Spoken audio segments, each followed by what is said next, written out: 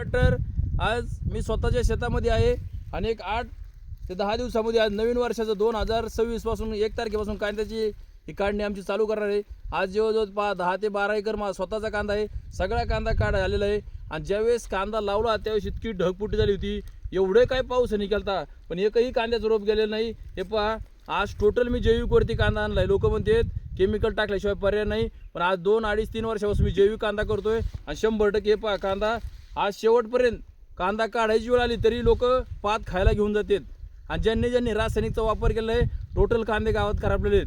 हे पहा कांदे साईज मान कलर आज आमचे एक बाळासाहेब कामगार आहेत।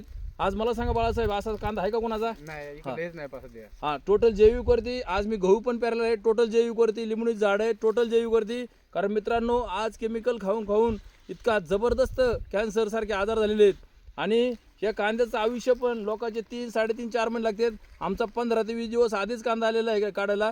कारण आज तारीख किती आहे? 24/12/2025 वार बुधवार। इतका जबरदस्त कांदा आलेला आहे, कांदा सगळा काढा आलेला आहे। तरी कुणीही शेतकऱ्यांनी येऊन पहा ही जैविक, कारण रासायनिकची पात कुणीही खाऊ शकत नाही। पात कशी एकदम हिरवीगार आहे। Thank you so much Vestige, wish you well. Thank you.